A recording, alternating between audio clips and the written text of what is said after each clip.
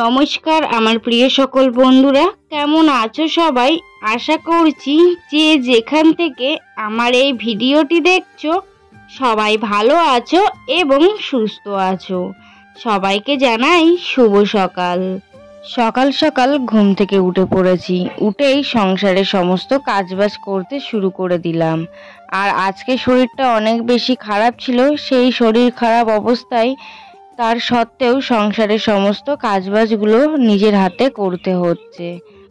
এই কাজগুলো যখন শুরু করেছিলাম তখনও পর্যন্ত শরীরটা ভালো ছিল, একটু খারাপ ছিল। তারপরে আস্তে আস্তে এতটাই খারাপ হয়ে গিয়েছিল শরীরটা যে আমি সারাদিনে উঠে সোনা বাবাকে কিছু খাওয়াতেও পারিনি, আর আমি সারাদিনে কিছু উঠে বসে খেতেও পারিনি। মানে এতটাই দুর্বল হয়ে পড়েছিলাম। এই সংসার জীবনে এসে এত পরিশ্রম করতে হবে কখনো স্বপ্নেও কল্পনা করতে পারিনি। রাত নেই দিন নেই সমানে পরিশ্রম করে চলেছি, শুধু একটু সুখের আশায়। আর এখানে হচ্ছে ঘরটা ঝাড়ু দিয়ে নিচ্ছি, আর ঘরের ভিতরে অনেক বেশি নোংরা জমে গিয়েছিল। কারণটা হচ্ছে কালকে রাত্রে সোনা বাবা হচ্ছে সব কাগজ কুচিয়ে কুচিয়ে ঘরের ভিতরে ফেলেছিল, যার কারণে পুরো ঘরটা নোংরা হয়েছিল। দেখো কত কাগজ বেরোচ্ছে, সব কুচি কুচি করে ফেলেছে। আর বাড়িতে ছোট বাচ্চা থাকলে তো বোঝোই, যার বাড়িতে আছে তারা বুঝবে যে বাচ্চারা একটা বাড়িতে থাকলে কত বেশি নোংরা করে থাকে সবসময় বাড়িটা। তো সবসময় পরিষ্কার করার চেষ্টা করি। তো কালকে রাত্রেবেলা যেহেতু করেছিল, রাত্রেবেলা আর পরিষ্কার করা হয়নি, সেটা এখন এই সকালবেলায় পরিষ্কার করে নিচ্ছি। আর আমার শরীরটা ভীষণ পরিমাণে খারাপ, না পারছি উঠে বসতে, না পারছি কোনো কাজবাজ করতে। এই কদিন ধরে ভীষণ পরিমাণে বমি হচ্ছে, গা গোলাচ্ছে আর মাথা ঘুরছে। তো কি করব বুঝতেই পারছি না। তো এখানে সকালে আর দুপুরে রান্না হবে, তার জন্য এখানে গাটি কচু আর হচ্ছে এখানে আলু কেটে নিয়েছি। মানে কচুর মুখিটা অল্প ছিল, তার জন্য কিছু আলু দিয়ে রান্না হবে। আর এখানে দেখো মাছগুলো বার করে নিয়েছি ফ্রিজ থেকে, নিয়ে এই হলো আজকে দুপুরের রান্না বান্না। তো আমি সব রান্না বান্নার জোগাড় করেছিলাম। আমি ভেবেছিলাম যে আমি রান্না করব, তারপরে স্নান করে আসার পরে দেখি মা রান্না করে নিয়েছে। আর আজকে একটু সকাল সকালই স্নান করলাম, কারণ যেদিন উপোস থাকতে হয় তার পরের দিন নাকি সকালবেলা স্নান করে ঠাকুরকে ভোগ দিয়ে তারপরে নাকি খেতে হয়। তো এটা শাশুড়ি মা আমাকে শিখিয়েছে, তো মায়ের কথা মতন আমি সেটাই করি। যখনই উপোস থাকি তার পরের দিন সকালবেলা আগে স্নান করে ঠাকুরকে দিয়ে তারপরে খেয়ে নিই। তো সংসারে সমস্ত কাজবাজ করে তারপরে এখানে স্নান করে নিয়েছি, আর স্নান করে এবার একটু খেয়ে নেবো।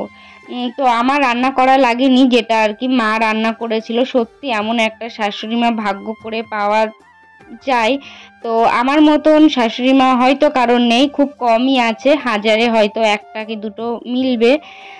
তো সত্যি আমি যখন ভীষণই পরিমাণে অসুস্থ হয়ে পড়ি বা আমার শরীরটা দুর্বল লাগে তখন কিন্তু মা সব কাজই করে দেয়। কিন্তু একটাই জিনিস, মায়ের যদি তুমি ভালো মুখ দাও তাহলে কিন্তু মা তোমার সব কাজ করে দেবে। আর মাকে যদি তুমি একটু মুখ কালাকালি করো তাহলে কিন্তু মা কিচ্ছু করে না, বা মাও ভীষণ রাগ করে। তো এখানে মাকে ভালো মুখে যতটা পারা যায় করে নেওয়ার চেষ্টা করি। আর আমি তো করি সংসারের সমস্ত কাজবাজ, এবার যতটুকু যেটা না পারি সেটা কিন্তু মাই করে নেয়। আর এই যে এই শাড়িটা হচ্ছে এখানে ধুয়ে নেড়ে দিচ্ছি। আগের দিন যেহেতু এটা পরে পুজো দিতে গিয়েছিলাম তার জন্য আজকে কেচে ধুয়ে নেড়ে দিচ্ছি। আর এই শাড়িটার ছাপা যেন তো এত সুন্দর, আমার ভীষণ পরিমাণে পছন্দ হয়েছিল। আমার যে স্বাদের সময় ওই শাড়িগুলো পাওনা হয়েছিল, তো সেই শাড়িগুলোই কিন্তু আমি পরছি। আর এখানে দেখো অনেক ধরনের ফুল তুলে রেখেছিল মা সকালবেলা। আর আমাদের বাড়িতে কিন্তু এই সব ফুল গাছগুলো ভীষণ পরিমাণে ফুল হচ্ছে, মানে কোথাও যেতে লাগে না আমাদেরকে ফুল তুলতে, বাড়িতেই প্রচুর পরিমাণে ফুল পাওয়া যায়। তো এখানে সকালবেলা উঠে স্নান করে নিয়েছি, এবার ঠাকুরকে দিয়ে নেবো ভোগ দিয়ে, তারপরে সকালবেলা খাওয়া দাওয়া করে নেবো। আর আমি এইদিকে ঠাকুরকে ভোগ দিচ্ছি, আর ওইদিকে কিন্তু মা রান্না করছে। ঠাকুর সেবা দেওয়া হয়ে গেলে তারপরে আমি তোমাদেরকে দেখিয়ে দেবো যে মা কি কি রান্না করেছে বা কি।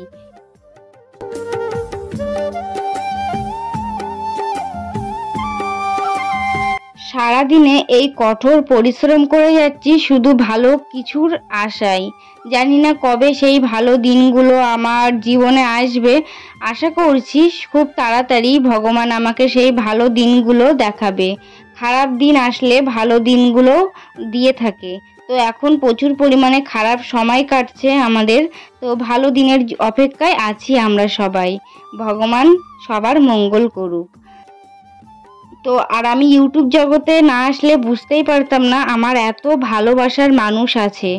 আমার অনেক অনেক ভালোবাসার মানুষ আছে, আমাকে অনেক সুন্দর সুন্দর কমেন্ট করে। তো সত্যি আমি ইউটিউব জগতে না আসলে বুঝতেই পারতাম না যে এত কেউ আমাকে ভালোবাসে।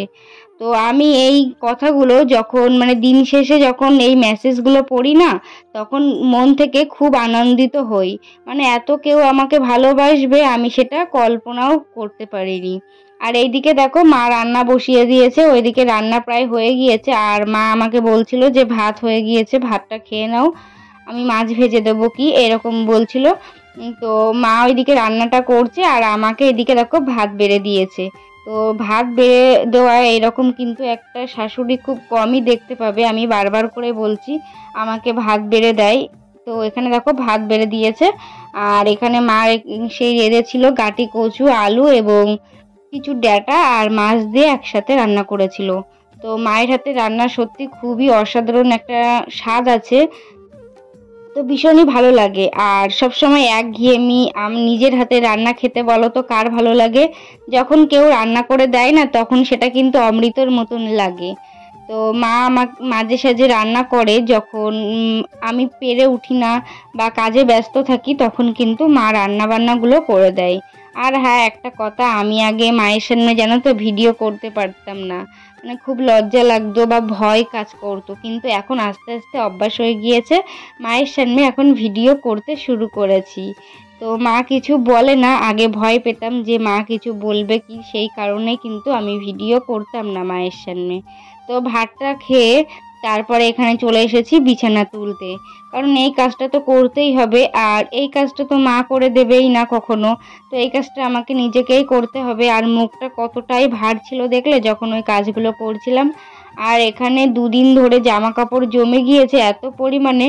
তো আজকে মা যেহেতু রান্না করেছে আর সময়ও আছে হাতে, তো বসে বসে এই জামা কাপড়গুলো ভাঁজ করে নিচ্ছি। আর আমার মুখটা একবার খেয়াল করে দেখো, তোমরা বুঝতেই পারছো আমার কতটা পরিমাণে শরীরটা খারাপ লাগছে। ভীষণ পরিমাণে গা গোলাচ্ছে, বমি হচ্ছে, তারপরে মাথা ঘুরছে, কিছু খেতে পারছি না, ভীষণ একটা খারাপ সমস্যা হচ্ছে আমার। জানি না কি হবে। তো যদি ঠিক না হয় 1-2 দিনের ভিতরে, তো ডাক্তার কাছে যাব।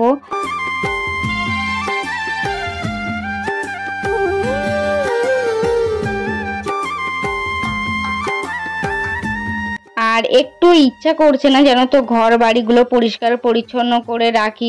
শরীরটা যদি অসুস্থ থাকে না, তখন কিন্তু কোনো কিছু কাজ বাজ করতে ইচ্ছা করে না। তো তেমনই শরীরটা খারাপ লাগছিল বলে কিছুই ইচ্ছা করছিল না। কিন্তু অনেকটা জামা কাপড় যেহেতু জমে গিয়েছে, তো এগুলো তো আমাকে গুছিয়ে রাখতেই হবে। আর না হলে খারাপ দেখায়, যদি কেউ চলে আসে তাহলে কিন্তু অনেক বেশি খারাপ লাগে, ঘর দোরগুলো অগোছালো লাগে, তখন দেখতেও খারাপ লাগে।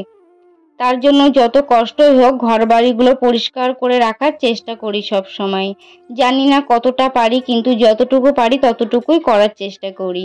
আর এখানে দেখো সেই তারকেশ্বরে গিয়েছিলাম, সেই জামা কাপড়গুলো জানো তো এখনো তোলা হয়নি। এত অলস আমি বলতে পারো এক কথায়। আর সারাদিন আমি সত্যি বলতে খুব একটা টাইম পাই না, সোনা বাবাকেও সামলাতে হয়, তারপরে সংসারের কাজও করতে হয়, ভিডিও এডিটিং করতে হয়, সব কিছু করতে গিয়ে আর কি খুব একটা সময় পাই না। তো আজকে এই সময়গুলো যখন পেয়েছি তখন জামা কাপড়গুলো ভাঁজ করে সুন্দর করে সব গুছিয়ে রাখছি। আর বাড়িতে যেহেতু ছোট্ট একটা বাচ্চা আছে, তো কতটা কাজ বাড়তি থাকে সেটা যার বাড়িতে বাচ্চা আসে তারা সবাই হয়তো জেনে থাকবে যে একটা বাচ্চা থাকলে সেই সংসারে কত কাজ থাকে। একটা জিনিস যদি আমি কোথাও গুছিয়ে রাখি, সেই জিনিসটা আবার সরিয়ে ছিটিয়ে রাখে, তো সেগুলোই পরিষ্কার করতে করতে সারা দিন চলে যায় কিন্তু।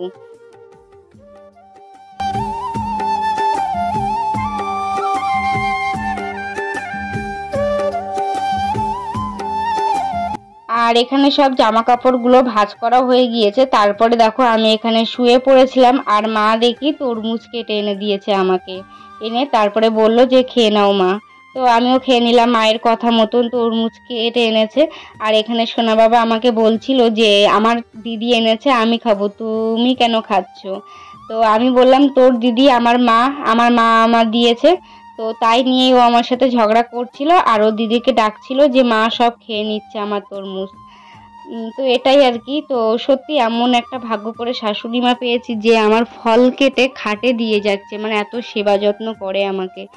আমিও মাকে দেখি, আমি যদি মাকে নাই দেখতাম তাহলে মাও নিশ্চয়ই আমাকে দেখতো না। তো দুজনেরই কিন্তু একটা পরিবারে সমান অধিকার থাকে। আমি যদি ওনাকে ভালো না বাসতাম তাহলে উনিও কিন্তু আমাকে ভালোবাসতো না। তো তারপরে এখানে দেখো ঘুম থেকে উঠে বিকেলবেলা একটু সুস্থ লাগছিল, তখন এখানে হচ্ছে কামরাঙা মাখা, মা আগের দিন হাটে গিয়েছিল তো কামরাঙা নিয়ে এসেছিল, সেই কামরাঙাটা এখন মাখা করব। তো এটা হলো স্কুলে যখন আগে যেতাম তখন হচ্ছে এখানে 5 টাকা করে এক একটা কামরাঙা দিত, আর ওপর থেকে লবণ এবং লঙ্কার গুঁড়ো ছড়িয়ে দিত।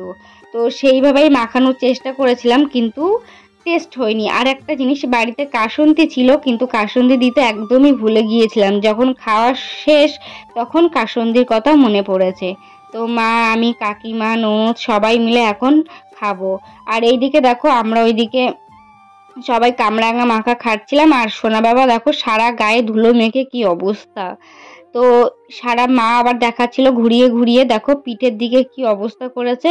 সারা দিনে এত পরিমাণে ধুলো মাখে, আর কতবার যে স্নান করে বলার মানে ক্ষমতা নেই। আর দেখো পায়ে গায়ে কত অবস্থা খারাপ। তো ওকে খেলতে দিই, কারণ হচ্ছে ধুলোবালি মাখলে বাচ্চাদের শরীর ভালো থাকে, তার জন্য ওকে খেলতে দিই, কখনো বারণ করি না ওকে খেলা থেকে। আর এখানে হচ্ছে সন্ধ্যাবেলা চা করে নিয়েছি, দেখো এটা লিকার চাও না আবার দুধ চাও না, দুধের হাঁড়িতে লিকার চা করেছি, তার জন্য চায়ের কালারটা এইরকম হয়ে গিয়েছে। আর এখানে লুচি ছিল, সেই লুচি দিয়ে চাটা খেয়ে নেবো। তো আজকের ভিডিওটি এই পর্যন্তই থাক। ভিডিওটি ভালো লাগলে একটা লাইক, কমেন্ট এবং চ্যানেলটা সাবস্ক্রাইব করে দিও। নেক্সট ভিডিওতে দেখা হবে।